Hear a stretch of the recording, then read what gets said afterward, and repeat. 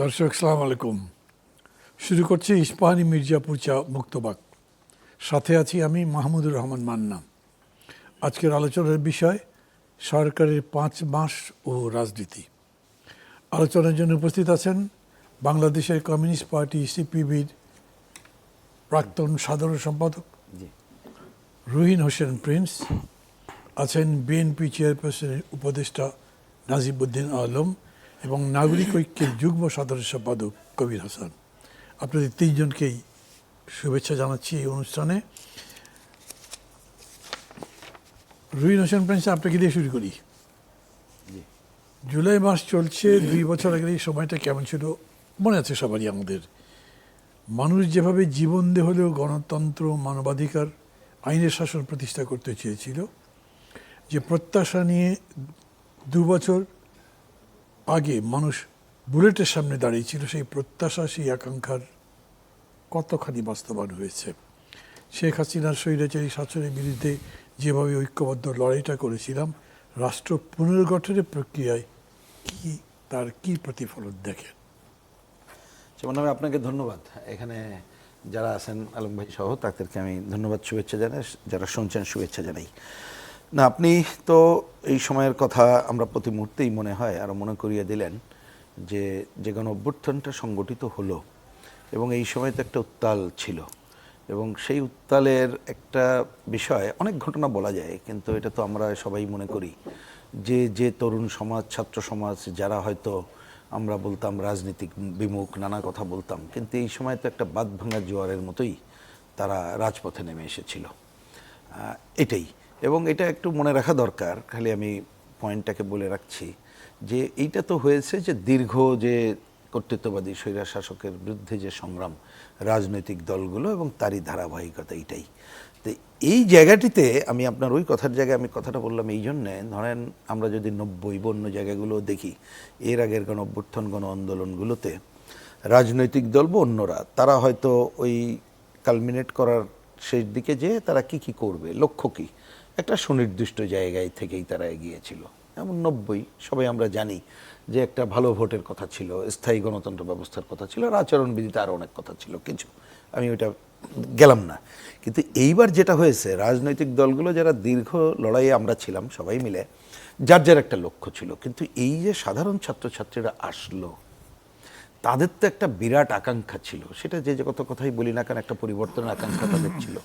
একটা ছিল যে অন্তত পক্ষে যে গণতন্ত্র পথে আমরা যেমন হাঁটবো, স্থায়ী রূপ লাভ করবো, আর স্লোগানের মধ্যে চলে আসলো বৈষম্যহীনতা, চাকরি বাকরি না পাওয়া, নিজের স্বপ্ন না দেখা, শাসকদের বিগত দিনের যারা ছিল তারা স্বপ্ন দেখাতে পারে নাই, কিছু করতে পারছিল না, তারা হয়তো ভেবেছিল এবার যদি কিছু একটা হয়।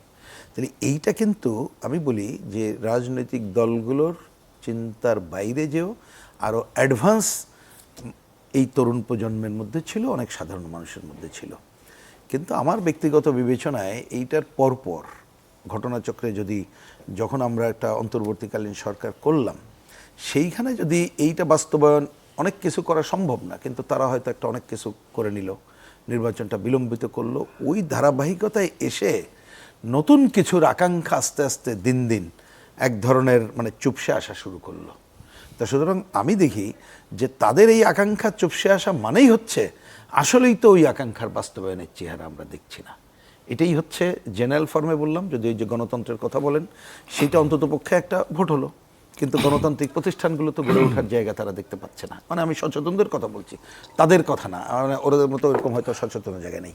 আরেকটা হচ্ছে যে হ্যাঁ, অনেক কিছু এই যে এই সময়কালে গরিব মানুষ বা তাদের জন্যে কতগুলো কার্ড দেওয়া, কৃষকের কৃষি ঋণ মৌকুব করা, এই ধরনের কতগুলো কাজ হয়েছে, কিন্তু আমাদের তরুণ প্রজন্ম সবাই এখন কিন্তু আগে নিজের আত্মমর্যাদাটা একটা প্রধান প্রশ্ন, তার জন্য সে একটা কাজ চায়, যোগ্যতা সম্পন্ন কাজ, এবং যাতে করে সে তার সম্মানজনক বেতন ভাতা পাইতে পারে। এবং এখন দেশে শিক্ষিত বেকারের সংখ্যা বেশি, সেই জায়গাটা কিন্তু দেখতে পাচ্ছে না। আর লাস্ট কথা যেটা আপনি বললেন যে এই যে রাষ্ট্র পুনর্গঠন, এর ব্যাখ্যা আমার বিবেচনা এক এক দল এক এক রকম দেবে, আমি সেটা নিয়েই খুবই না, যে অনেক সময় হয়তো কেউ বেশি প্রত্যাশা করতে পারে, কিন্তু ন্যূনতম যে জায়গাটা আমি বলি যে ঐক্যমত্যের আলোচনায় আপনি সহ তো আমরা ছিলামই, তা সেই জায়গায় অন্তত পক্ষে যতটুকু ঐক্যমত্য হয়েছিলাম, আমার বিবেচনায় 100% ঐক্যমত্যকে আমি ঐক্যমত্য ধরার পক্ষে, তাই ছাড়া যার যার দল করবে, তা সেইটা হয়তো দেখা যাচ্ছে না। কিন্তু আমি এখনো পর্যন্ত এ ব্যাপারে টানছি না এই কারণে, কারণ বিএনপি অল্প কয়েকদিন গেল এবং দেখলাম গতকাল বর্তমান বিএনপির চেয়ারপারসন, মানে যিনি মূল দায়িত্বে এবং প্রধানমন্ত্রী, তিনি যে নৈশভোজের নামে যেটা যেটা করলেন, এবং ওনার বক্তৃতা আমি অনলাইনে আজকে সকালে আমি শুনলাম। তাতে করে উনি তো দেখলাম যে এই আকাঙ্ক্ষাই ব্যক্ত করেছে যে যারা এই আন্দোলনের ওনাদের সাথে ছিলেন, 31 দফার প্রশ্ন, যার 1 নম্বরে তো সংবিধান সংস্কার সহ এই পয়েন্টগুলো আছে, যে সেই কাজগুলো করবেন বলে বলছে। এবং তারা আগের অনেক অধ্যাদেশ রেকটিফাই না করলেও বলছে যে এগুলো আমরা ত্রুটি সংশোধন করে যাব। তা যদি সেই কাজে তারা মনোনিবেশ করতে পারে ভালো, কিন্তু আমার পয়েন্টটা আরেকটা জায়গায়, এইটা করতে গেলে আমি একটা অনেক দুর্বলতার মধ্যে যেটা দেখি, সেটা হয়তো এখন অত আলোচনা না করলেও, যে সরকার এবং রাজনৈতিক দল এইটা একাকার হয়ে গেলে কিন্তু আমাদের অতীতের অভিজ্ঞতায় দেখেছি এক এক দল তার রাজনীতি যেটা আছে সেইটা অনেক ক্ষেত্রে বাস্তবায়ন করা যাবে বলে আমার মনে হয় না। কারণ সরকার তার এক ধরনের যে মেকানিজম আছে, এইটার সাথে ওইটা ম্যানেজমেন্টটা হয়, এটা করা যায় না। কিন্তু আমি বিএনপিকে আমার দূর থেকে যতটুকু মনে হয় যে এইখানে দল আর সরকার বা দলের কার্যক্রম তো আমি উল্লেখযোগ্য কিছু দেখতে পাচ্ছি না। তা সেই জায়গাটি না হয়, আপনি একটা পজিটিভ কাজ করলে, সিদ্ধান্ত নিলে সেটা বাস্তবায়ন, বা যেটা তারা করছে না সেইটাকে করার দিকে উদ্যোগী ভূমিকা নেওয়া, এই কোনোটাই কিন্তু হবে না। ওই যে আর্থিক সংকট, যে কথাগুলো দেখলাম উনি বলছেন যে অনেক কিছু করতে পারতাম, আর্থিক সংকট এই জায়গাগুলো হয়তো করতে পারিনি, এটা বাস্তব। কিন্তু ওই বাস্তবতাকে অতিক্রম করে যে যাওয়ার কাজটা রাজনৈতিক দলের কর্মকাণ্ডের মধ্য দিয়ে করতে হবে, সেই জায়গাটা আমি অনেক গ্যাপ দেখছি এখন। সেইটা পূরণ ছাড়া আমি জানি না যে আজকে হয়তো যে কথা বলছি কয়েক মাস পরে এসে আরও বেশি হতাশা ব্যক্ত করতে হবে কিনা, আমার সেই ধরনের অনেক সময় মনে হয়। আশা করি যেন না হয়। নাজিমুদ্দিন আলম, আপনার কাছে আসি। মানে আপনার দল ক্ষমতায় আছে 5 মাস হয়ে গেল, এই একই প্রশ্ন করছি যে এই আশাটা মানুষ ছিল তা কতখানি পূরণ হলো বলে মনে করেন, আর বর্তমান যে রাজনীতি আর অতীতের প্রতিশ্রুতি, এটার মধ্যে কি মিল বা অমিল দেখেন?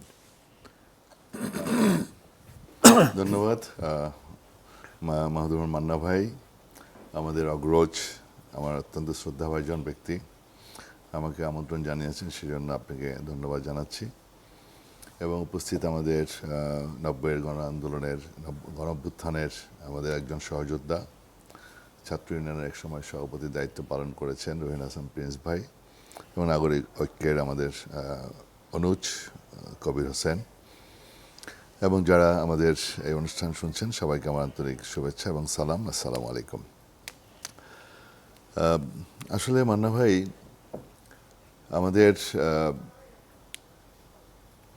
দীর্ঘদিনের আন্দোলন সংগ্রামের মধ্য দিয়ে আমরা একটি গণঅভ্যুত্থানের মধ্য দিয়ে আজকে ইন্টারিয়াম গভর্নমেন্ট, এবং প্রত্যাশা ছিল দ্রুত নির্বাচন অনুষ্ঠিত হবে যাতে একটি গণতান্ত্রিক সরকার প্রতিষ্ঠিত হয়। সেক্ষেত্রে নির্বাচনটাও অনেক দেরি হলো। যাই হোক, তারপরে জনগণের প্রত্যাশা অনুযায়ী একটা নির্বাচন হয়েছে 18 মাস পরে। জনগণের প্রত্যাশা হলো আমাদের গণতন্ত্র প্রতিষ্ঠিত হবে, একটি সুষ্ঠু নির্বাচনের মধ্য দিয়ে দেশে আইনের শাসন কায়েম হবে এবং দেশের জনগণের সামাজিক নিরাপত্তা নিশ্চিত হবে। অনেকগুলো চ্যালেঞ্জ আমাদের সামনে। সত্যি কথা বলতে কি, 17টি বছর যে আওয়ামী লীগের দুঃশাসন, সেই দুঃশাসনে আমাদের সকল প্রতিষ্ঠানগুলো ধ্বংস করে দেওয়া হয়েছে। আপনার অর্থনৈতিক দিক থেকে বলেন, আমাদের বিভিন্ন প্রতিষ্ঠান বলেন, ইন্ডাস্ট্রি, শিল্প কলকারখানা বলেন, অনেক শিল্প কলকারখানা আপনার যেহেতু একটু বিএনপি ঘাসা, এদেরকে বন্ধ করে দেওয়ার ব্যবস্থা করছে, যাতে করে অনেক বেকার হয়ে গেছে। তারপরে আপনার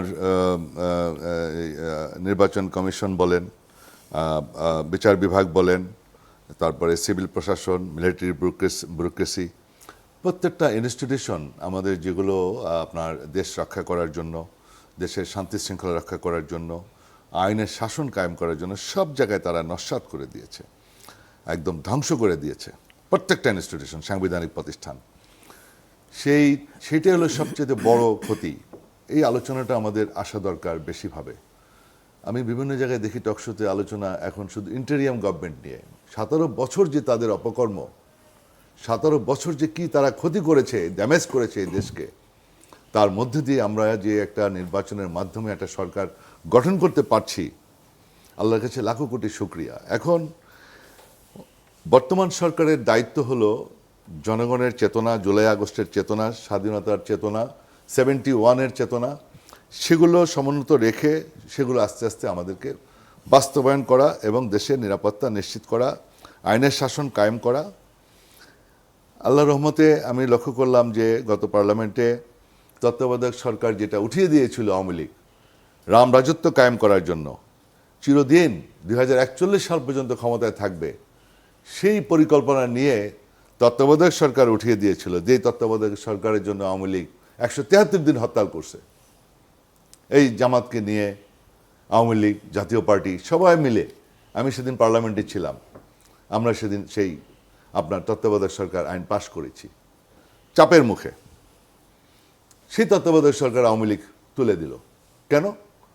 কারণ যারা জনগণকে ভয় পায়, সুষ্ঠু নিরপেক্ষ নির্বাচন হলে তারা ক্ষমতা আসতে পারবে না। আওয়ামী লীগ কখনোই সুষ্ঠু নির্বাচনের মাধ্যমে, নিরপেক্ষ নির্বাচনের মাধ্যমে জনগণের রায় পাবে না, এটা তারা জানে। ফলে তারা এই কাজটা করেছে। আল্লাহর কাছে শুকরিয়া যে আমাদের মাননীয় প্রধানমন্ত্রী, তাকে ধন্যবাদ জানাই, উনি ক্ষমতাকে পাকাপোক্ত করার জন্য শেখ হাসিনার ওই পথে উনি হাঁটেন নাই। উনি কিন্তু তত্ত্বাবধায়ক সরকার আইনটা এটা বহাল রেখেছেন।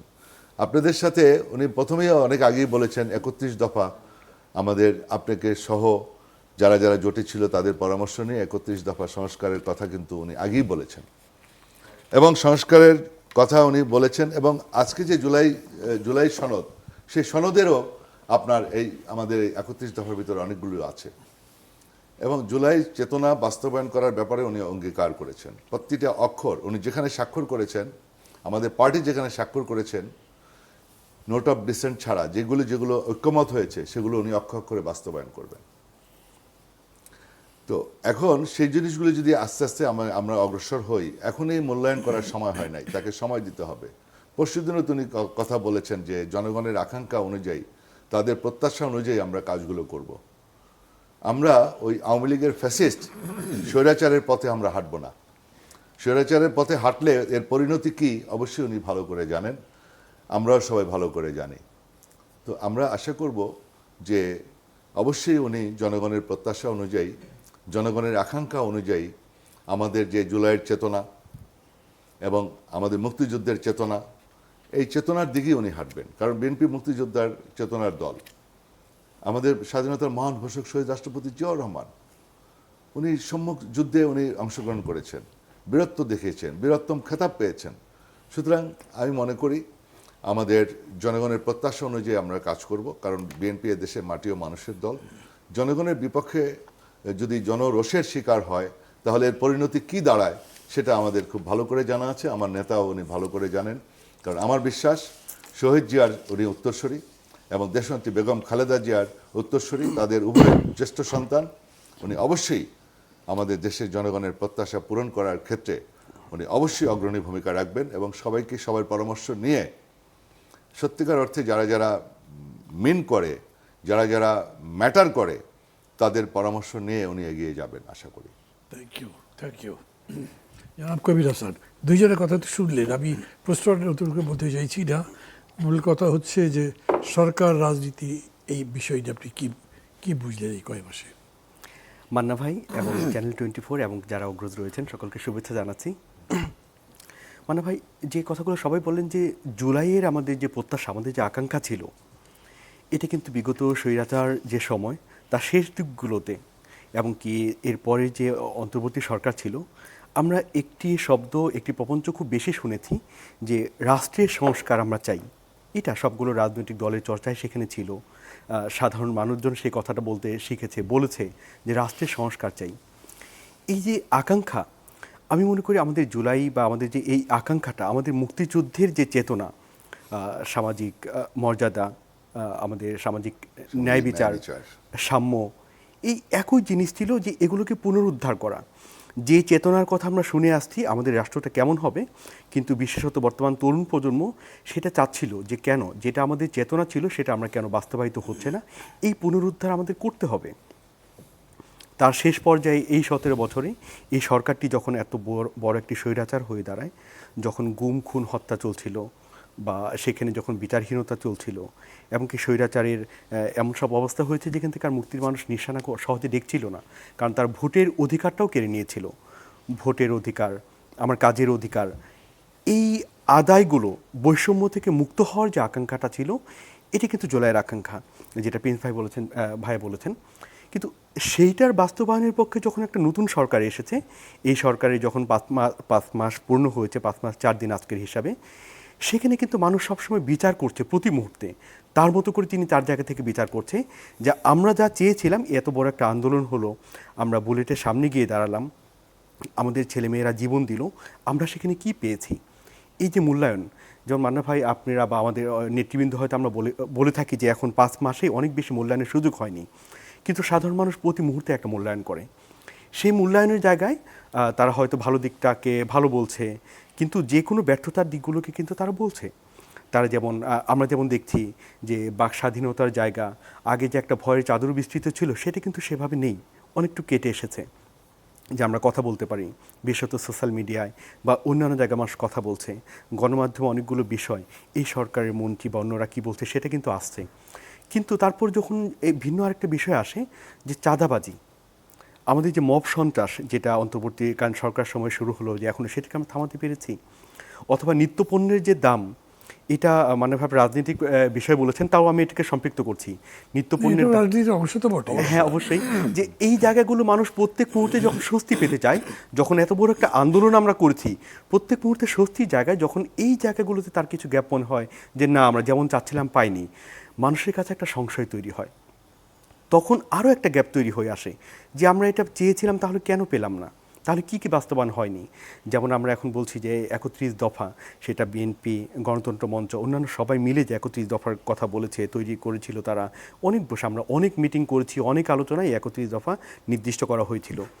সেটার বাস্তবায়নের পক্ষে সরকার কত দূর, বা যে আমাদের জুলাই চার্টার ছিল, জাতীয় জুলাই সনদ, সেটা বাস্তবায়নের জন্য সরকার কত দূরে আছে বা করছে কি না, বা বিরোধী দল তারা বলছে যে এখানে একটা সরকার ঢিলেমি আছে, সরকার বলছে আমরা করতে চাচ্ছি, কিন্তু আসলে কেন হচ্ছে না, হবে কি না, মানুষের মধ্যে সংশয়গুলো তৈরি হয়েছে।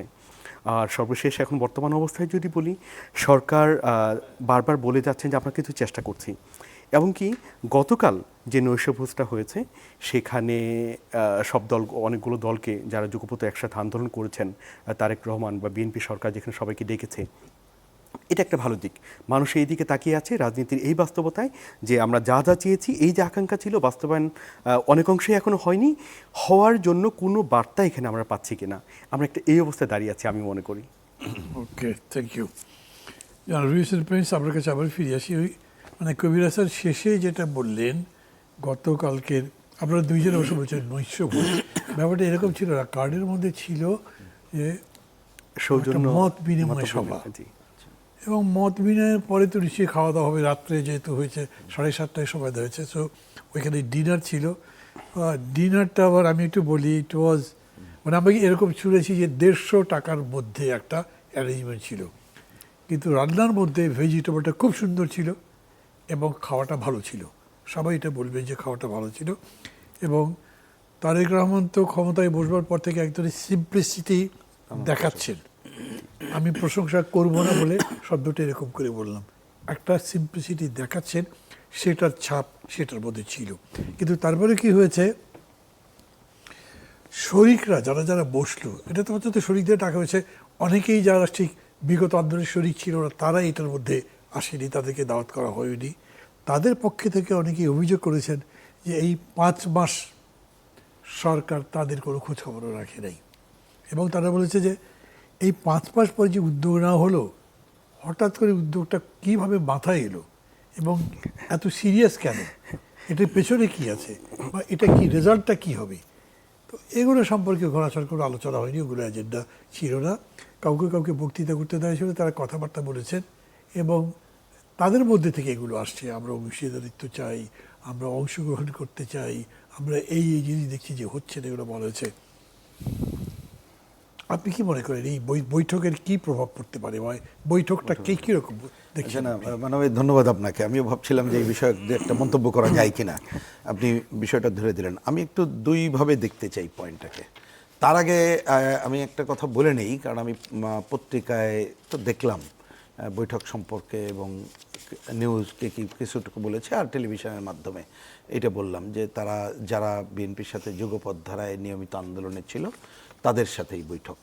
তো সেইটাকে যদি আমাকে বলেন যে এইটা তো একটা স্বাভাবিক প্রক্রিয়া হওয়া দরকার এই অর্থে, কারণ তার আগে আমরা তো দেখেছি যে উনি বলেছিলেন যে সরকার গঠন, রেনবো কোয়ালিশন, তার মানে এই জায়গাগুলো, তা সেইটা তো রাজনৈতিকভাবে সম্পৃক্ত করার মধ্য দিয়ে করতে হবে। তা হয়তো আরও আগে করলে ভালো হতো, যেটার আপনারা আছেন আমরা নাই, সেটা অন্য আলোচনা, সেটাই যথার্থ। আমরা আমাদের বামপন্থী অবস্থান থেকে আমাদের আপনাদের কাজটা দল দাওয়াত করব। পেয়েছিল? না, মানে যতদূর জানি যে আমরা তো, আর আমি যতদূর জানি তো সমমনাদেরই প্রোগ্রাম, সেই অর্থে তো পাওয়ার কথা না। মানে আপনারা সম্ভাবনা নন? আমি না, সমমনা তো যে আন্দোলনে, আপনার আন্দোলনে তো সমমনা, আমরা তো আন্দোলনে সমমনা না। আমরা রাজপথে গণতন্ত্রের লড়াই আমরা করেছিলাম, ওটা জোটবদ্ধ যায় যা করেছে। আমরা তো আমাদের বাম গণতান্ত্রিক জোট পক্ষ থেকে ইনফ্যাক্ট বিএনপি আর আমাদের দল বা গণতন্ত্র মঞ্চ তো করে জোট ছিল না। আচ্ছা, কিন্তু এটা হয়তো যুগপৎতা ছিল, যুগপৎ এক ধরনের ধারায় সমঝোতা ছিল। এটাই আমরা তাই এই জায়গায় হয়তো সেটা আমি সমস্যা মনে করি না। আমার পয়েন্টে এই জায়গায় যে প্রসঙ্গক্রমে এটা বলতে হয়, দেখেন অন্তর্বর্তীকালীন সরকারের সময়, এটা আপনিও জানেন আমরা জানি, আমাকে তো একাধিকবার এটা বলতেই হয়েছে যে অনেক সময় দেখতাম আমরা বিপদে পড়ছে তখন ডাকতো। আমি তো এক সময় এসে খুব কঠোর সমালোচনা করতে বাধ্য হয়েছি। আমি উদাহরণ দিচ্ছিলাম যে এই অন্তর্বর্তীকালীন সরকার বিপদে পড়লে ডাকবে, এরপরে ডাকলে এজেন্ডা ছাড়া যাব না, একেবারে ওপেনই কল ছিল কমিউনিস্ট পার্টির পরিষ্কার বক্তব্য। তা আমি প্রত্যাশা করব যে নিশ্চয়ই যে যেহেতু একটা 31 দফার কথাটা সামনে আসছে, অনেক পয়েন্টে সেটা আমাদের সাথে দ্বিমত আছে, সেটা অন্য আলোচনা, আমরা হয়তো অন্য কিছু করতে চাই, সেটা আমার মানে এইখানকার ফ্যাক্টর না। তা সেইটা যদি রাজনৈতিক ঐক্যের জায়গাটা রাখতে পারে, যেটা আমিও আগের পার্টে বলেছি, রাজনীতিটা একটা ফ্যাক্টর, তার একটা অন্যতম কারণ আমি মনে করি, দেখেন রাজনীতির অন্য বেশি না বললে দুইটা পয়েন্ট যদি বলি, দেশে একটা যে উগ্র দক্ষিণপন্থার আবির্ভাব ঘটে গেছে, দ্বিতীয়ত ভূ রাজনৈতিক কারণে এখানে নানা ধরনের সংকট, দেশি বিদেশি চক্র যেটা করতে চাইবে, এগুলো তো মোকাবেলা করতে হবে রাজনীতি দিয়ে। তা সেইটার জন্য হলেও তো একটা জরুরি দরকার, আমি এটা মনে করি, নাম্বার ওয়ান। নাম্বার টু হচ্ছে আমার বিবেচনায় যে অনেক সময় যেটা দেখলাম, কালকে ওনার বক্তৃতা, আমি যে বললাম যে আমি তো ইউটিউবে পড়ে একটু করি, কারণ হচ্ছে আমার বিরতি নিতে হবে sure, এখন। হ্যাঁ, সেটাই।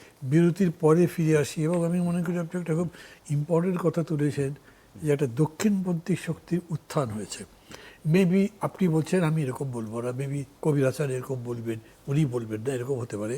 কিন্তু তারপরে এটাকে মোকাবেলা করবার প্রশ্ন আসছে, একটু বিস্তারিত হয়তো আপনার কাছে আমি শুনতে চাইব বিরতির পরে। দর্শক মণ্ডলী সাথে থাকবেন, বিরতির পরেই ফিরে আসছি। দর্শক, আবার ফিরে এলাম ইস্পাহানি মির্জাপুর চা মুক্তবাকে।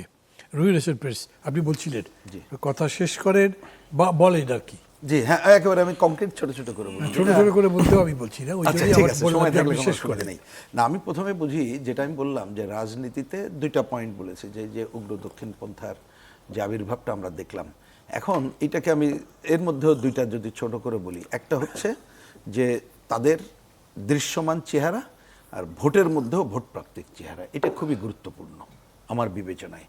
এবং আরেকটু বিবেচনা, এগুলো আমরাও আমাদের মতো নিশ্চয়ই যার যার দলীয় গবেষণা অন্য করা যায়, তরুণরা না বললে একটা বিরাট অংশের ভোট তাদের ওইখানে চলে গেছে, নারীর ভোট গেছে, 70 ঊর্ধ্বের মানুষের ভোট গেছে। তাহলে এই জায়গাগুলোতে আমরা যদি বিকল্প আদর্শ এবং বিকল্প রাজনৈতিক সংগ্রাম না করতে পারি, তাহলে কিন্তু এই জায়গাটাতে আমরা উত্তরণ ঘটাতে পারবো না। আমি প্রসঙ্গক্রমে একটু বলতেই হচ্ছে, ধরুন আগের সরকারের সময় তারা মনে করছিল 71-এর ঘাতকদের বিচার করলেই সব হয়ে যাবে। আমরা কিন্তু তখনও বলেছিলাম রাজনৈতিকভাবে সংগ্রাম করতে হবে, যেটা আমি দেখলাম বিএনপির মহাসচিব পার্লামেন্টে একদিন বলেছিলেন, যদি আমি ভুল না করি, যে রাজনৈতিক সংগ্রামের কথা। এখন আমি জানি না বিএনপি কতটুকু করবে, কিন্তু আমি সেই জায়গায় মেলা প্রত্যাশার, তারা যদি উপলব্ধি করে কি করবে তার দলের ব্যাপার। কিন্তু আমি আমাদের দলসহ দেশবাসী যারা সচেতন মানুষ, তাদেরকে বলবো এই সংগ্রামের জায়গাটা একটা গুরুত্বপূর্ণ জায়গা না হলে, আমরা যে গণতন্ত্রের কথা বলছি, এর মধ্যে তো নারী অধিকারের কথা থেকে শুরু করে সব পয়েন্ট যেটা থাকে, আপনি ভোটের কথা থাকে, এই সবটাই কিন্তু নষ্ট হয়ে যাবে। এখন দৃশ্যমান তাদের যে চেহারাগুলো দেখছি, এটা দেখা যাচ্ছে তারা তাদের রাজনীতির ক্ষমতার কারণে অনেক কিছু তারা কম্প্রোমাইজ করতেছে, কিন্তু তারা আসল জায়গা থেকে ফিরে আসে নাই। আপনি একটা উদাহরণ দেখলে দেখবেন জামাতের সাথে যে আমাদের এই নতুন ছাত্রদের যে রাজনৈতিক দল গঠন করেছে, এইখানে সংবিধান সংশোধন সংস্কার নিয়ে যে আলোচনা হচ্ছে, এই মাত্র 2-3 দিন আগে ওই আপনার ইসে যেহেতু কথা বললো বরিশালে যে আমরা তো নতুন সংবিধান চাই। আমার সাথে এরকম টকশোতে ওই দলের একজন এসে বললেন যে হ্যাঁ আমরা তো প্রথমেই বলেছি, দুইটাই আমাদের কথা। এইটাকে মনে করি আমরা একটা কি বলে সেকেন্ড রিপাবলিক, আমরা সেটাই চাই, আর নতুন সংবিধান আমরা চাই, আমরা সেই লক্ষ্যে চলবে। থাকতে পারে, এটা তাদের আইডিওলজি। আমি বলছি সেটাতে আমরা যদি না বুঝে এখনকারটা দেখে মনে করি ওই পথ পরিত্যাগ করছে, 71কে রিপ্লেস করতে চায় না, তাহলে সংকটগুলো ঘটে যাবে। তা আমি মনে করি এই জায়গায় হচ্ছে রাজনৈতিক সংগ্রামটা একটা বড় ব্যাপার। একই সাথে এই সংগ্রাম ধূলিসাৎ হয়ে যাবে যদি দেখেন এই যে মব সন্ত্রাস। আমি দেখলাম গতকাল একটা মানবাধিকার সংস্থা যেটা বলেছে বিগত 6 মাসের এই 6 মাস, কারণ তথ্য যা বলছে তাতে কিন্তু সবটাই বেড়েছে লাস্ট 6 মাস আর এই 6 মাসে। আপনি হত্যাকাণ্ড থেকে শুরু করে বিভিন্ন জায়গায় মব সন্ত্রাস, মামলা সন্ত্রাস, এগুলো কিন্তু কমে নাই। আপনার বিচার বিভাগের স্বাধীনতা, সেগুলো আমাদের সংস্কারের প্রশ্ন, সেটা এই জায়গাগুলোতে করা খুব জরুরি বলে আমি মনে করি। এই একটা দিক। আরেকটা হচ্ছে ঠিক আছে, এটা ওই জায়গা বললাম। এবার আসি আর দুইটা মানে জায়গা একটু ছোট করে আমি তুলে ধরতে চাই। ধরুন বড় ভালো কাজ 2,500 টাকা যেটা গরিব মানুষকে দেওয়া হচ্ছে, আরও দেবে। ধরলাম কৃষকের ঋণ মকুব করছে, আমি তো ব্যক্তিগতভাবে মনে করি ওইটাকে 1 নম্বর আগে ভালো কাজ বলা দরকার। কিন্তু বলেন মান্না ভাই, এই যে 2,500 টাকা যেটা দেওয়া হলো গরিব মানুষকে, সে যদি ওই যে নিত্যপণ্যের কথা ভাই কবির ভাই কারেক্টলি বলছে, জিনিসপত্রের দাম যদি আপনি সহনশীল না রাখতে পারেন আমদানি পণ্য এবং অন্য জায়গাগুলো, তাহলে 2,500-এর দাম যখন কমে 1,500 টাকায় চলে আসবে, মানে আপনি জিনিস কেনার ক্ষেত্রে, তখন তো হবে না। তাহলে এর সাথে আমাদের বিবেচনায় রিলেটেড হচ্ছে আপনি ন্যূনতম 9টা পণ্য দরিদ্র মানুষের জন্য, সবাইকে না পারেন আপনি একেবারে রেশনিং সিস্টেম দক্ষ দুর্নীতিমুক্ত ভাগে আপনি করবেন খুব না কেন? ধরে নিচ্ছেন যে এই টাকাটা ঠিকঠাক মতো পৌঁছাবে, আচ্ছা, পৌঁছানো সেই প্রশ্ন রাখছেন না? না, সে প্রশ্ন কিছু রাখছি কিছু, কারণ এই যদিও আমি বলি যে তথ্যপত্র এখন তো অল্প দিয়েছে, এর মধ্যে মেজর ডিস্টোর্টটা অল্প স্বল্প ছাড়া দেখি নাই আমরা। মানে সো ফার সো গুড। হ্যাঁ, হতে পারে, সেটা তো হ্যাঁ, আমি সেটা বলছি, সেটা তখন হয়তো আমি ওই পয়েন্ট বলবো। কিন্তু আমি এখন জোর দিতে চাই এইটার সাথে রিলেট করে যে এই মানুষদের জন্যে আপনি ন্যায্য মূল্যের দোকান অথবা রেশনিং সিস্টেম, তাই না হলে আপনি যে কারণে দিচ্ছেন ওই লক্ষ্য কিন্তু হাসিল হবে না। প্রসঙ্গক্রমে আর একটা, আপনি যে 10,000 টাকা মৌকুব করলেন, এই কৃষক যদি তার সার, বীজ, পানি, কীটনাশক ন্যায্য মূল্যে না পায় এবং প্রকৃত কৃষক না পায়, আর যদি উৎপাদিত জিনিসের দাম নিজে না পায়, ধরুন এখন আলু, রসুন, পেঁয়াজ নিয়ে যে চলতেছে, তাহলে কিন্তু ও আবারই ঋণ খেলাপি হয়ে যাবে। তা আমি বলছি এর সাথে এই সাপ্লিমেন্টারি কাজটা না মিলালে কিন্তু আপনি মানুষের উপকারে পাবেন না। শেষে আর একটা পয়েন্ট বলি, গতকাল আমি ওই যে আপনারাই ছিলেন, আমি আজকে ওই যে বললাম যে অনলাইনে ভাষণ শুনে দেখলাম যে প্রধানমন্ত্রী তিনি বলছেন যে ইকোনমি তো আমি এসে বিপদে পড়েছি, বিদ্যুতের যে দুর্নীতি 3 লাখ কোটি টাকা এবং জ্বালানি দাম তাতে যে টাকা হয়েছে, হ্যাঁ তথ্য তো কারেক্ট, আমরা তো এটা দীর্ঘদিনই সংগ্রাম করেছি, বিদ্যুৎ নিয়ে এখনও করি, আর এই যে জ্বালানি সংকট একটা, কিন্তু অল্টারনেটটা কি দেখাচ্ছে এখনো পর্যন্ত আমাকে যদি বলেন। এই যে কথাটা, আমরা যে এর সাথে যারা দুর্নীতির সাথে জড়িত এবং যে অনেকগুলো যে ঘটনাগুলো যে যে কারণে ঘটেছিল, সেইটার বিকল্প জায়গা তো দেখাতে হবে। এবং বিকল্প একটা জিনিস সামনে আসছে, আগেও ছিল, সেটা ছিল কি বলে এই যে আপনার নবায়িত জ্বালানি, এবং সেইটা সেক্ষেত্রে আমি খালি একটা হুঁশিয়ারি উচ্চারণ করি, এইটা যদি খালি প্রজেক্ট নির্ভরতার জায়গা যায়, আপনি যদি সামগ্রিকভাবে এর সমাধান না চিন্তা করেন, তাহলে কিন্তু বিদ্যুৎ জ্বালানি আবার ওই ওয়েস্টেজ থাকবে। আর এই যে নতুন করে এই যে জ্বালানির দাম বাড়ার ফলে যে মাঝে মধ্যে যে সংকটগুলো আমাদের হচ্ছে, এটা তো হবে। তাহলে এইটা আমাদের অল্টারনেট ব্যবস্থার কোনো বিকল্প নেই। আমি বলছি সেই জায়গাগুলো আপনি যারা এ ব্যাপারে এক্সপার্ট সহ অন্যান্যদের সাথে কথা বলে এই বিকল্প পথ যদি না দেখানো যায়, তাহলে রাজনীতিতে ওই দক্ষিণপন্থার উদ্ভব সহ আপনি আদর্শিক জায়গাটাও এটা রক্ষা করতে পারবেন বলে মনে হয় না। মানুষের মধ্যে অসন্তোষ বাড়তে থাকবে। Thank you. কিন্তু আমি একটা কথা বলি, সেটা হচ্ছে যে ধরেন আপনি যেটা বলেছেন ঠিকই বলেছেন, যতগুলো প্রস্তাব বলেছেন এগুলো আমি মনে করি খুবই মানে বিবেচনার যোগ্য। কিন্তু যে 2,500 টাকা করে দেয়া হচ্ছে, তার সাথে আপনি দ্রব্যমূল্যের ঊর্ধ্বগতি বা অধোগতি যাই হোক যুক্ত করছেন, যে মানে ওইটা আবার আলাদা একটা সাবজেক্ট।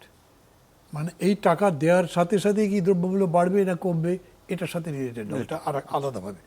কিন্তু সাধারণভাবে আপনি যখন টাকাগুলো দিচ্ছেন, এই টাকাটা যদি গরিব মানুষের কাছে পৌঁছে, এটার তো কোনো নেগেটিভ রেজাল্ট নেই। না, কেন অবশ্যই নেই?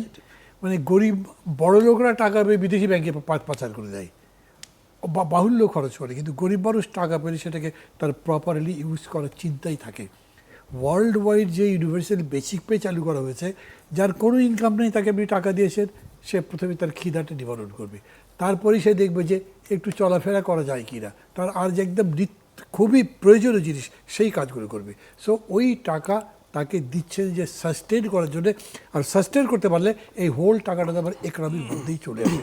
সেই অর্থে এখানে ডিস্ট্রিবিউশনের মানে প্রপারলি এখনই হবে যে আপনার ডেটাবেস তো নাই, আপনার অর্গানাইজেশন বা অর্গানোগ্রাম তার জন্য কতখানি আছে সেটাও একটা বড় প্রশ্ন আছে। দাবি করছে যে অর্গানোগ্রাম করে ফেলছে এখানে মেজর ওয়েস্টে, যেমন আমি সরি এটা বলছেন, কিন্তু সেটা দেখতে হবে আমার আমাদের। রাশেদ আল তিতুমিরের সাথে দেখা হয়েছিল, কথা হইলো, তো উনি বলে যে না, সামান্য কিছু থাকলে আমরা ডাটাবেজ এমনভাবে করবো সংকট হবে না। যদিও আমি, আমার বলাটা কেমন হয় জানি না, কিন্তু এই ধরনের অনেকেই আছে তাদের মধ্যে, আমি নাম না বলে বলি, তারা যে আমি যে পরের যে পাল্টা বললাম দ্রব্যমূল্য নিয়ন্ত্রণে রাখা জায়গায়, এই জায়গাটায় আমার কাছে মনে হয়েছে তাদের মাথায় নাই, এটা শুধু ছেড়ে দিতে চায় একেবারে মুক্তর উপরে। মাথায় নাই মানে ধরেন তারা তো বলছেন যে ইনফ্লেশন যেন 9.5 আছে, সেটা তারা 7.5 আনবে, তাহলে মাথায় আছে, কিন্তু কিভাবে আনবেন সেই বেকার জিনিসটারে। এনিওয়ে, আলোচনাটা বহুত বিস্তৃত হয়ে যেতে পারে, এটা আমি পরে আবার গুছিয়ে আনতে পারবো না। যারা রাজিবউদ্দিন আলম, কথা তো এতক্ষণ শুনলেন, ওই জায়গা থেকে একটা বিষয় আমি আপনার কাছে শুনতে চাইবো, সেটা হচ্ছে যে পলিটিক্সটা কি করছেন আপনারা। উনি মনে করছেন যে এই ইকোনমিক বা সোশ্যাল খালি পলিটিক্সও তাকে দিতে হবে, সেটা কি করছেন। আর একটা হচ্ছে এইটা মানে আগের আলোচনা থেকে আসছে, এই উদ্যোগটা এখন কেন 5 মাস কিন্তু একলাই চলেছে, এবং জাতীয় সরকার টরকার তো করা হচ্ছে না, হয় নাই। এর কথা গতকালকেও প্রধানমন্ত্রী বলেননি যে আমরা জাতীয় সরকার করব, বা আমি যে ঘোষণা দিয়েছিলাম সেরকম করব, সেটা বলেননি। তাহলে এইটা কি দাঁড়াচ্ছে, এই শুভেচ্ছা বিনিময়, এই নৈশভোজ, নাকি এর সাথে ভবিষ্যৎ রাজনীতির কোনো পরিকল্পনার ব্যাপার আছে? বক্তৃতা তিনি যেটা করেছেন সেটা সবাই শুনেছেন, প্রধান অতিথি সেই গুপ্ত শক্তি বলতে এই পয়েন্টটা একটা গুরুত্বপূর্ণ, এইটা বারবার বলেছেন। কারেক্ট। এখন হচ্ছে কি মান্না ভাই, একটা গণঅভ্যুত্থানের মধ্য দিয়ে নির্বাচনের মাধ্যমে আসছেন উনি, তো আপনারা তো জানেন যে ক্রাইসিস শুরু থেকেই আমাদের দুর্ভাগ্য বলতে পারেন। আমরা ক্ষমতা আসার পরেই আপনার নানান রকমের ক্রাইসিস, আপনার বিশেষ করে ইরানের সাথে ইসরায়েলের বিভিন্ন একটা ক্রাইসিস আসলো, এখানে এনার্জি নিয়ে নানান রকমের প্রবলেম হয়ে গেল, একটার পর একটা ঝামেলা আসলো, তারপরে আবার এই বন্যা, এটা সেটা, এই সমস্তের মধ্যে থেকে উনি আস্তে আস্তে এগোচ্ছেন। এবং তার সিম্পলিসিটির কথা আপনি একটু আগেও বললেন, যে কৃচ্ছতা সাধন করা, অপচয় রোধ করা, বেশ কিছু পদক্ষেপ উনি নিচ্ছেন। খাওয়া দাওয়ার ব্যাপারে মন্ত্রণালয়ের বা তার অ্যাক্টিভিটিস, তো মধ্যাহ্ন ভোজ, সেগুলো 150 টাকার ভিতরে রাখা, এবং এটা প্রতি দিনই সে দুপুরবেলা, এটাই আমি একদিন আবার ওই তার মন্ত্রণালয়ে গিয়েছিলাম, সেদিন আমিও সেই তার ওই খাবারই খাইছি।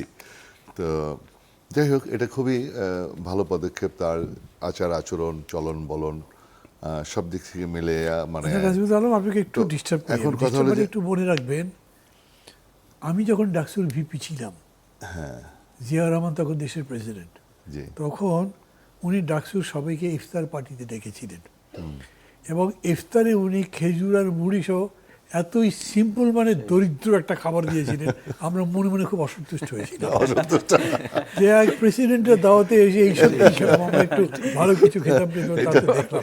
সেটা ঠিক। পরে আমরা ফিল করেছি যে উনি এটা দিয়ে যেটা শিক্ষা দিতে চাইলেন সেটা সম্ভবত এই। হ্যাঁ, আর এখন ইনি তার বাবার পদাঙ্ক অনুসরণ করছেন বলে বলা হচ্ছে, সেই জন্য এইরকম করছেন। যদি এইটা ট্রান্সলেটেড হয় into the whole party, that is the thing. সেটাই তার যে স্পিরিটটা, এটা আমাদের সকলকে ফলো করা উচিত। এটা কৃচ্ছতা সাধন করা, অপচয় রোধ করা, এটা জিয়াউর রহমানের, হ্যাঁ, তার পিতার যে পথটাই উনি অনুসরণ করছেন, এটা খুব ভালো। আমি এটা খুব ভালো, পজিটিভলি আমি দেখব, এবং আমার মনে হয় সাধারণ মানুষও এটা গ্রহণ করবে। তো আপনি লক্ষ্য করবেন যে এখন আপনার যে আমাদের ব্যারোমিটার, যেটা রিজার্ভ বাড়ছে, তারপরে মুদ্রাস্ফীতি কমছে, তারপরে আপনার যে কি বলে রেমিটেন্স, এটাও বাড়ছে। তো আস্তে আস্তে আপনার দ্রব্যমূল্য নিয়ন্ত্রণ করা, এটা রাষ্ট্রের দায়িত্ব, সরকারের দায়িত্ব। খুবই ইম্পর্টেন্ট কথা বলছেন রহিম হোসেন প্রিন্স ভাই, জনগণের ক্রয় ক্ষমতার ভিতরে রাখতে হবে, এটা একটা বিরাট চ্যালেঞ্জ আমাদের।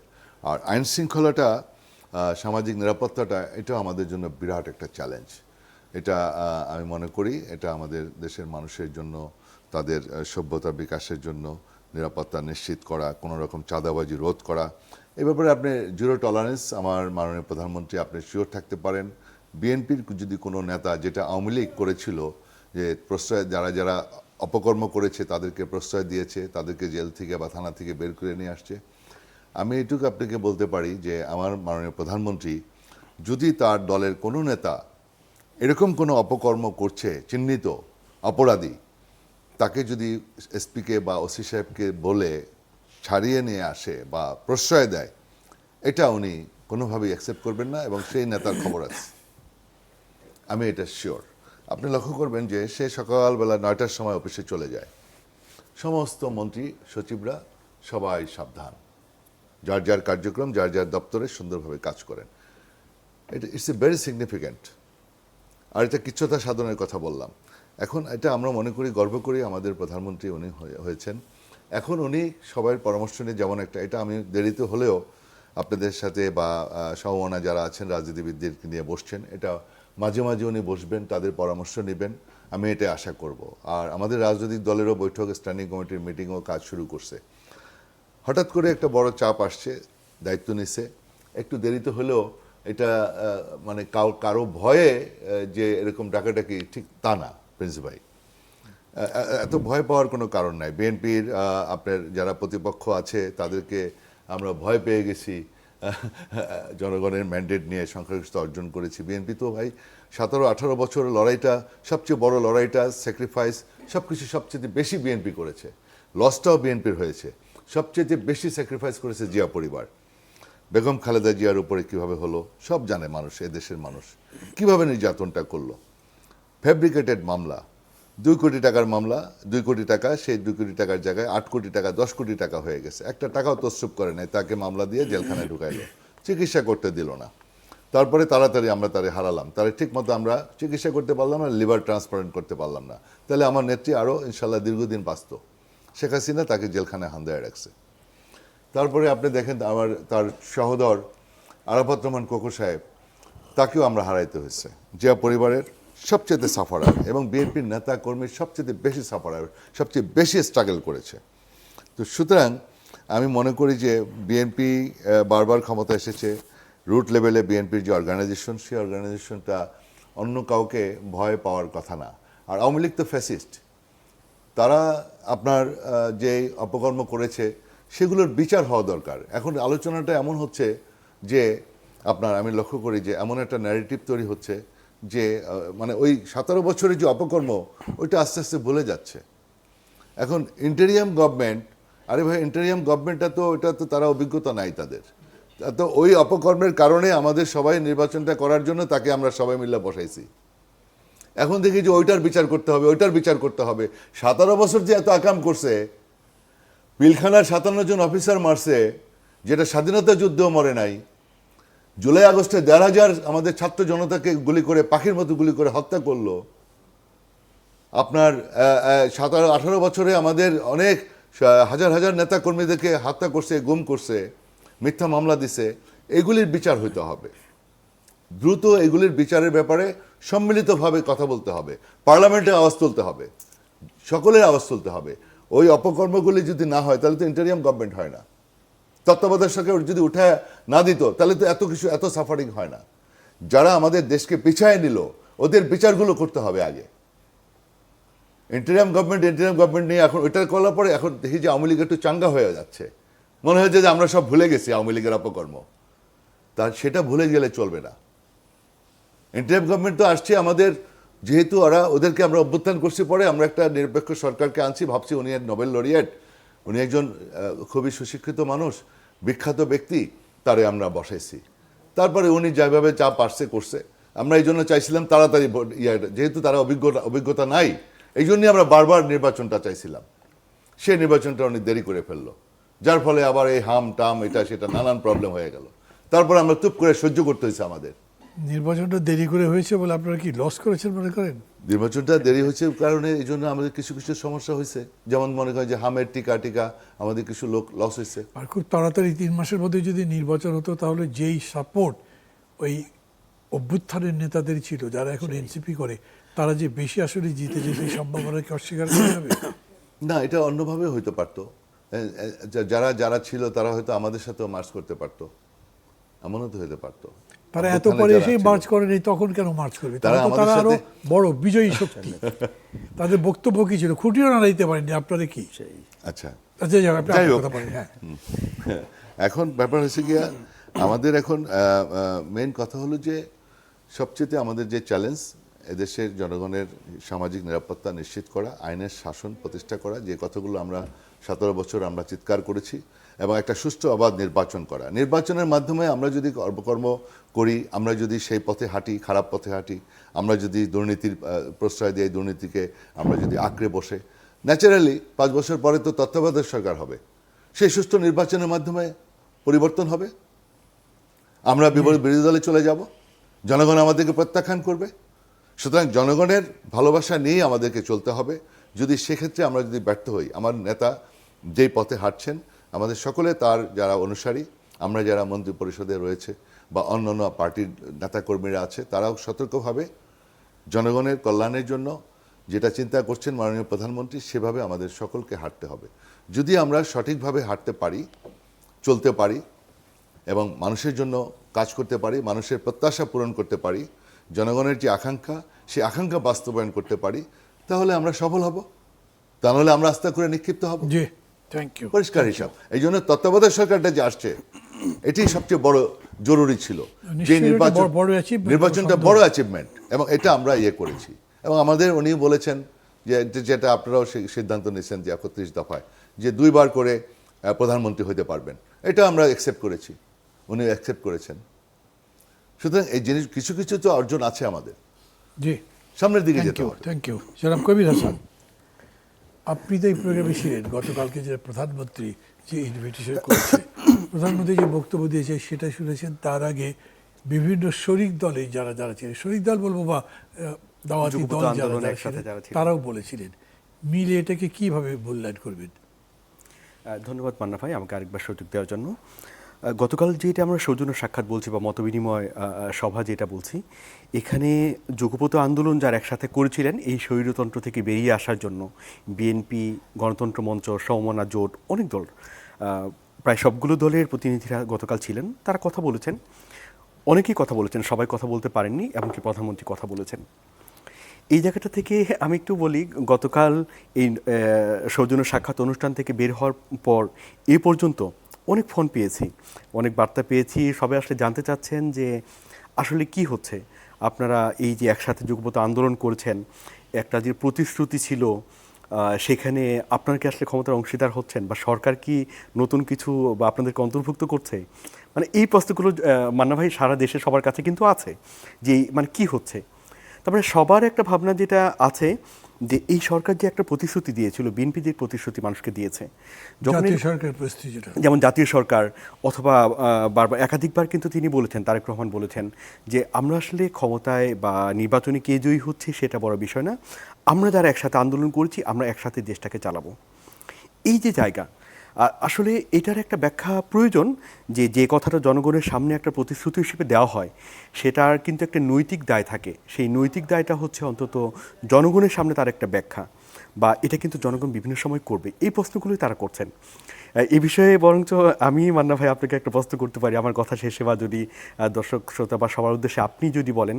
যেমন আমি সবাইকে বলছি, যেমন গতকাল যে আলোচনা, সেখানে প্রধানমন্ত্রী বলেছেন তার বিভিন্ন চ্যালেঞ্জগুলো কিভাবে তারা উত্তরণ করেছেন গত 5 মাস 4 দিনে, এই চ্যালেঞ্জগুলো উত্তরণ করে মানুষকে কিভাবে, তিনি এই কথাটা ডিরেক্টলি এই শব্দটাই বলেছেন, একটু কিভাবে কমফোর্ট রাখা যায়।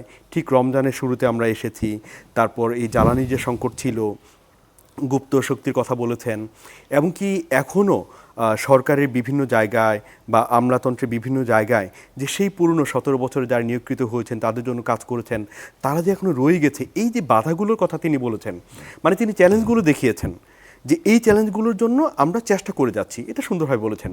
তিনি এটাও বলেননি যে আমরা সব কিছু ভালো করতে পেরেছি, এটাও বলেননি ব্যর্থ হয়েছি। এই জায়গাটা, আর অন্যান্য দলের যে নেতৃবৃন্দ যারা আমরা যারা কথা বলেছি, সবার কিন্তু কথার মূল টোনটা ছিল এরকম যে আমরা চাই সরকার ভালো করুক, সেই ভালো করার প্রয়োজনে যে কোনো জায়গায় আমরা কিন্তু আছি, আমরা সেই সহযোগিতা করব। এই যে চমৎকার একটা কথা, সরকারের দায়টা কিন্তু আরও বেড়ে যায়। হ্যাঁ, সেই জায়গায় যাদের সাথে একসাথে আন্দোলন করেছি, এই জায়গাটা আছে, আমাদের সকলকে নিয়ে একসাথে সেই কাজটা করতে হবে। মানব ভাই, যদি আপনি আমাদেরকে একটু জানাতেন যে জাতীয় সরকার বা এরকম কোনো ব্যাপার, কোনো আলোচনা এই গতকালের আলোচনার বাইরে আপনারা পেয়েছেন কিনা? না না, এখানে বাইরে করা চলা হয়নি। আচ্ছা, জি, ধন্যবাদ মানব ভাই। কথা শেষ আপনার? হ্যাঁ, মানে এটাই আমি শেষ করতে চাই যে যদি মানে সার্বিক একটা মূল্যায়নের কথা এটা বলেন যে গতকাল মিটিংটায় বা কি হয়েছে বা কেন হয়েছে। আর অন্যান্য যারা যারা বক্তৃতা করেছেন তাদের ব্যাপারে? হ্যাঁ, তাদের ব্যাপারে তো তারা মানে আসলে দুরকম কথা, বা দুরকম না, আমি একরকম টোনের কথা বলেছি।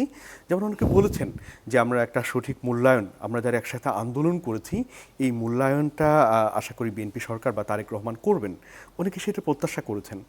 এবং কি অনেকে এই কথাটাই শেষ করেছেন যে আমরা চাই সরকার ভালো করুক, যেখানে প্রয়োজন আমরা সেখানে সহায়তা করব। এবং কি যদি একটা প্রশ্ন মান্না ভাই যদি আর একটু সময় নেই, সেটা হচ্ছে যেমন আপনি আলম ভাইকে বলেছিলেন বা যে ঠিক এখন কেন, এবং কি আলম ভাই উত্তর দিয়েছিলেন যে না, এটা কোনো ভয় থেকে না, কোনো চাপ থেকে না। আমি বলছি মানুষের কিন্তু কথাগুলো এরকম, যে এটা এখন কেন করলেন, গত 5 মাসে যে এত বড় একটা বাজেট পাস হলো, অথবা একটা জাতীয় সংকটের মতো যখন আমরা মনে করলাম যে এই যে জ্বালানি সংকট আমরা কি করব, বা মিয়ানমার অন্যান্য দেশের সম্পর্কের বিষয়ে আমরা কি করব, হামির মতো একটা রোগ, একটা প্রাদুর্ভাব হলো, যখন আমাদের অনেক শিশুরা মারা গেল, কি হলো, এই যে সমস্ত জায়গাগুলোতে সরকার সিদ্ধান্ত নেওয়ার জন্য, বিশেষত বাজেটে কি একটা নীতি নির্ধারণ বিষয় আসবে, সরকার কিন্তু অন্যান্য তার যোগ্যবদ্ধ আন্দোলনের দল যাদের সাথে একটা প্রতিশ্রুতি ছিল একসাথে সরকার গঠন না করা হোক, বিভিন্ন পরামর্শের জন্য কিন্তু তাদেরকে ডাকা হয়নি, ডাকেননি। তো তখন যখন তারা ডাকলেন না, এখন ঠিক এই মুহূর্তে কেন ডাকলেন? এটা কি কোনো চাপ, কোনো ভয়, কোনো প্রয়োজনীয়তা? সেটা তো তিনি বলেছেন যে এটা চাপ নয়। জি, আমি আমরা অত জানি না কি হয়েছে। না, আমি সেটা বলছি আমার মনে করা, যেটা হ্যাঁ চাপ না, কোনো চাপ নয়, কিন্তু একটা প্রয়োজনীয়তা মনে করা। সেই প্রয়োজনীয়তাটা যদি সামারি এরকমভাবে করতে হয় যে এই যে চাপ বা এই যে চাপগুলো আসে, বা রাষ্ট্র চালানো আর এখানে বিরোধী দল বা সবার সাথে সম্পর্ক রাখা, এখন তো নির্বাচনী আমেজ তো শেষ হয়েছে, জি, thank you. আগামীতেও তো আমাকে ভালো করতে হবে, Thank you. এই জন্য সুসম্পর্কটা দরকার, একটা উদ্যোগের শুরু। ধন্যবাদ মান্না ভাই। এটা ভালো উদ্যোগ, থ্যাংক ইউ। এটা কন্টিনিউ করুক। এখন আমার হাতে সময় আছে আর 5 মিনিট বা 4 মিনিট। একবার 3 জনের আপনারা 1 মিনিট 1 মিনিট করে বলতে পারবেন, সেভাবে বলি। প্রথম রুই হোসেন আপনি বলেন, রাজনীতিতে বিরোধী দলের অবস্থান কীরকম দেখছেন, সংসদের ভেতরে কিংবা বাইরে? 1 মিনিটে বলবেন। আমার মনে হয় যে বিরোধী দল বলতে যেটা বোঝায় সংসদের বিরোধী দল বিবেচনা করা হয়, এইটার কোনো কি বলবো, যে আমি শব্দটা বলতেই হচ্ছে, আমি ন্যাক্কারজনক ভূমিকাই বলছি। কারণ তাদের ওই যে উগ্র দক্ষিণপন্থার যে উদ্ভব, সেই ধারায় যে বাংলাদেশকে আরও নতুন সংকটে ফেলতে পারে কিনা সেই জায়গাটা দেখছি। এবং অনেক সময় দেখবেন যে হয়তো কোনো বিরোধিতা দেখা যাবে না, বা যে বিরোধিতা দেখা যাবে সেটা হচ্ছে কোনোভাবে বিপদে ফেলানো। সুতরাং এখানে রাজপথের রাজনৈতিক শক্তিকে একটা কি বলবো, যে একটা ইতিবাচক ভূমিকার মধ্যে যেতে হবে দেশের যে কোনো সংকটে। আমি জাস্ট 30 সেকেন্ডে বলি, যেমন একটা 60,000 কোটি টাকার একটা বাজেট এইবারই আছে যে বন্ধ কলকারখানা চালু, কিন্তু যে উদ্যোগ সরকার নিচ্ছে আমরা ব্যক্তিগতভাবে ক্ষতিকর উদ্যোগ যেভাবে করতেছে, ওইখানে প্রায় 10,000 একরের পর যত জায়গা, এখানে প্রাইভেটাইজেশন নামে এটা একটা লুটপাটের ক্ষেত্র হবে, তাহলে অল্টারনেট খুঁজে বের করতে হবে। বাণিজ্য চুক্তি আগের সরকার করে গেছে, কিন্তু পার্লামেন্ট আলোচনা করে এই ব্যাপারে রেকটিফাই করা, অন্য কি করা যেত, কোনো আলোচনা নাই। কারণ রাজপথের জায়গাগুলো, মানে আমি এই ধরনের কতকগুলো দেশে যাতে ভূ রাজনৈতিক কারণে আধিপত্য বিস্তার কেউ না করতে পারে, দেশি বিদেশি শক্তি যাতে আমাদেরকে গণতন্ত্রের পথে বাধা সৃষ্টি না করতে পারে, এক্ষেত্রে আমি ওই জায়গায় তাদের কাছে কোনো প্রত্যাশা করি না। রাজপথের এটা একটা বিরোধী দল, বা তারা যদি আপনাদের কথা শুনে, যাদেরকে আপনারা যুগপথ বা সম্ভাবনা বলছেন, সেই দিকেই বরঞ্চ নজর দেওয়া দরকার বলে আমি মনে করি। Thank you. যেমন নাজিমুদ্দিন আলম, প্রিন্স ভাই যেটা বললেন, জুলাই সনদ নিয়ে আমি প্রশ্ন আলাদা করছি, ওটা বললেও আপনি বলতে পারবেন 1 মিনিটের মধ্যে। জুলাই সনদ নিয়ে সরকার এবং বিরোধী দলের বিরোধটা কোথায়? আচ্ছা, জুলাই সনদের বিরোধটা হওয়ার কোনো মানে হয় না। তারা তো বিরোধিতার কারণে বিরোধিতা করতেছে। আসলে আমাদের তো জুলাই সনদের আমরা যেই স্বাক্ষরটা করেছি, যেটা যে কিছু কিছু পয়েন্টে নোট অফ ডিসেন্ট ছিল, তো নোট অফ ডিসেন্ট সহই কিন্তু এটা গণভোটে দিয়েছে। তারপরে আমরা গণভোটের ব্যাপারে হা বলেছি, তো গণভোট আসছে। এখন তো এগুলি তো রেকটিফাই করার জন্য তো পার্লামেন্টে যেতে হবে, পার্লামেন্টের সংখ্যাগরিষ্ঠতা জোরে এটা পাস হবে, তো সেটার জন্য কমিটি হবে। আমরা কিন্তু জুলাই আগস্টের যেই আমরা সনদে স্বাক্ষর করেছি সেগুলো অক্ষরে অক্ষরে বাস্তবায়ন করবে, এটা মাননীয় প্রধানমন্ত্রীও বলেছেন, মাননীয় মহাসচিবও বলেছেন। সেটা নিয়ে একটা কমিটি হয়েছে, কমিটিতে বসতে হবে, আলোচনার মাধ্যমে এটা সমাধান করতে হবে। এবং যাতে করে জুলাই সনদ বাস্তবায়ন হয়। জুলাই বাস্তবায়নের ব্যাপারে, জুলাই চেতনার ব্যাপারে বিএনপির কোনো দ্বিমত নাই। এখন বিরোধীদের কারণে অনেক কথা বলা যায় যে Thank you, thank একেবারে you. সবকিছু করতে হবে। জনাব কবির, আরেকটা কথা যে প্রিন্স ভাই যে কি একটা কথা বললেন যে এই যে সিক ইন্ডাস্ট্রি, এটার জন্য যে গভর্নমেন্ট যে ইনসেন্টিভ দিচ্ছে, বাংলাদেশ ব্যাংক ঘোষণা দিয়েছে, গভর্নমেন্ট ইনিশিয়েটিভ নিয়েছে সিক ইন্ডাস্ট্রিগুলোকে আবার পুনরুজ্জীবিত করা। Okay, এগুলো কিন্তু পুনরুজ্জীবিত করার জন্য একটা ভালো পদক্ষেপ। Thank you, It's a thank you. po- it's a জনাব positive কবির sign. হাসান, জি বলুন মান্না ভাই। জনাব কবির হাসান, উচ্চকক্ষ সংখ্যানুপাতে সদস্য নির্বাচিত হলে কি লাভ হবে? এটা নিয়ে মানে কত সরকার, আসন হলো সেই ভিত্তিতে যদি হয়। হ্যাঁ জি, মানে এটা সরকার এবং বিরোধী দলের একটা বিরোধিতার বিষয় হয়ে দাঁড়িয়েছে, বা যে উচ্চকক্ষে এখন যদি আমাদের সংখ্যানুপাতে সেভাবে ভোটের সংখ্যানুপাতে বা অন্য কোনো নির্ণায়ক না দিয়ে যেভাবে আমার নিম্নকক্ষে যতগুলো আসন আছে সেই অনুপাতে যদি উচ্চকক্ষে আসন দেওয়া হয়, তাহলে তো আরেকটা সভা বাড়ানো ছাড়া কোনো লাভ হচ্ছে না। মানে Okay. বিরোধী দল খুব সুচারুভাবে এটা তুলে ধরছে, জনগণের সামনে নিতে পারছে, আমি সেটা বলছি না, আমি বলবো বরঞ্চ তাদের ব্যর্থতা রয়েছে। কিন্তু এইটা আরেকটা সেই একইভাবে অনুপাতে আরেকটা উচ্চকক্ষ তৈরি করার কোনো মানে হয় না আসলে। Thank you, thank you. তিনজনকে ধন্যবাদ জানাচ্ছি। আলোচনা যথেষ্ট ভালো হয়েছে আমি মনে করি। দর্শক মণ্ডলী, সবার অনুষ্ঠান শেষ করতে যাব। প্রধানত আলোচনা এসেছে গতকালকের, ওনারা বলছেন নৈশ ভোজ, আমি বলছি একটা মত বিনিময় সভা। সেই সভার অর্জনটা কি? 5 মাস পরে যখন আপনি বলছেন যে এটা একটা মত বিনিময় সভা, শুভেচ্ছা বিনিময়, ভোট করবেন মত বিনিময় নয়, শুভেচ্ছা বিনিময় সভা, অনেকে হয়তো কথাটা তোলেন নাই, কিন্তু এখন এই আলোচনার পরে আমি দেখছি মানুষের মধ্যে প্রশ্ন উঠছে, এই যে জাতীয় সরকার করবার কথা হয়েছিল, এটা কি তার কোনো উদ্যোগ নাকি এমনিতেই মানে কোনো কমন এনিমি আমরা সামনে দেখছি, কোনো একটা বিপদ দেখছি, তার বিরুদ্ধে সবাইকে আবার ঐক্যবদ্ধ করতে হবে, ঐক্যবদ্ধভাবে লড়াই করতে হবে, একা একা লড়াই করা যাবে না, সেই জন্যে সবাইকে জোটবদ্ধ করবার চেষ্টা। সেটা যদি হয়, সেটার ফলাফল খুব সুবিধাজনক হবে না। বরঞ্চ যে সমস্ত প্রশ্ন আমাদের সমগ্র জাতির মধ্যে এখনও ঘুরে বেড়াচ্ছে, তার জবাব দেওয়ার জন্যে যে বৃহত্তর রাজনৈতিক ঐক্য, যেটার দিকে রুই হোসেন প্রিন্স খানিকটা ইঙ্গিত করবার চেষ্টা করেছেন, তার চেষ্টা করলেই লাভবান হওয়া যাবে। আমরা আশা করব যে সরকার পক্ষ এই ধরনের আলোচনা আরও চালাবেন এবং জাতীয় সরকার সম্পর্কে যে বক্তব্য দিয়েছিলেন, অন্তত একটা জাতীয় ঐক্যমত তৈরি করবার প্রক্রিয়ার দিকে ধাবিত হবেন। ভালো থাকবেন সবাই, খোদা হাফেজ।